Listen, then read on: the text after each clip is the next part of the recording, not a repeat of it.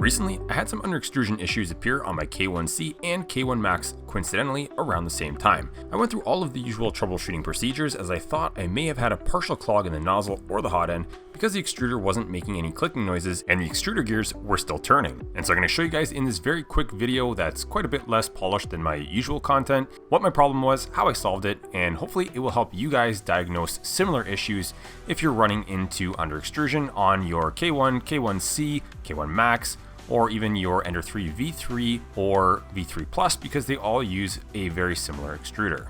Because I initially thought that I had a partial clog somewhere in the hot end, I went as far as changing out all of the nozzle and hot end components just to be sure that nothing was jammed up in there and my problem still persisted. I also double checked that no debris was stuck in the extruder gears despite the extruder not making any clicking noises during prints. And I actually have two separate videos on how to disassemble the extruder and printhead on both the K1 series printers as well as the newer Ender 3 V3 and V3 Plus style printers, which I would encourage you guys to go check out if your gears are clicking and stalling. But as I had said, this time around, this wasn't the case, and eventually it occurred to me that despite the extruder gears turning, maybe the extruder was slipping if tension was lost in that mechanism. Turns out this was the culprit, and I want to show you what my extruder looks like so you can potentially identify the problem yourself if you've been struggling with under extrusion on one of these machines. So here we have two of the latest revisions of the K1 style extruder from Creality. One of them I've already removed the feed gears on the right hand side, and the other one is still assembled on the left hand side. If you're looking for instructions on how to remove these from your printer, I'll put links at the top right hand corner of the screen right now for videos, one for the K1 family and the other one for the Ender 3 V3 series of printers. On the extruder on the left, I'll remove the front cover. Be careful not to lose the very small idler bearing, and this one was off of my K1C, and you can see that when I wiggle the gear on the right, which is the one that moves with the tensioning mechanism, you can see how much play there is in it. So it would seem that the bearing is damaged, and now the gear that grips the filament can be pushed away from the filament and there is a loss of tension. Now, I'm not entirely sure if this mode of failure can happen suddenly or perhaps the bearing clearances degrade slowly over time, but with this much play on this extruder on my K1C, I was having constant under extrusion through the entire print. For the extruder on the right hand side, I've already removed the gears in this extruder and the same tensioning gear had play in it. However, it wasn't quite as bad as the first one I showed you. This manifested itself as intermittent under extrusion that was very difficult to diagnose, as one might think you'll have a partial clog in the hot end somewhere, like I thought.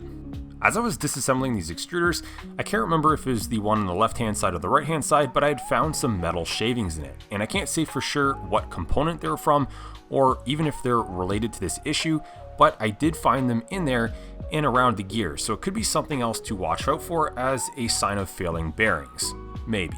It's also worth noting that I put a ton of hours on my printers as they're used in my print farm, so I'm not suggesting here that this is necessarily a premature failure.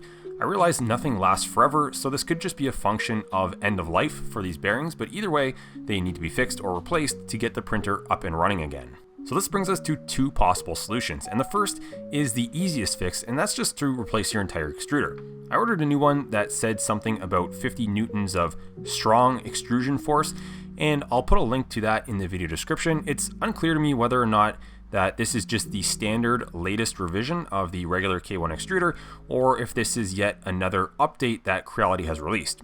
Regardless, I already put that one in my K1C, and it completely fixed the under extrusion problem. The new extruder has no play in that bearing that I showed you. The other less expensive option is to just rebuild your old extruder with metal gears.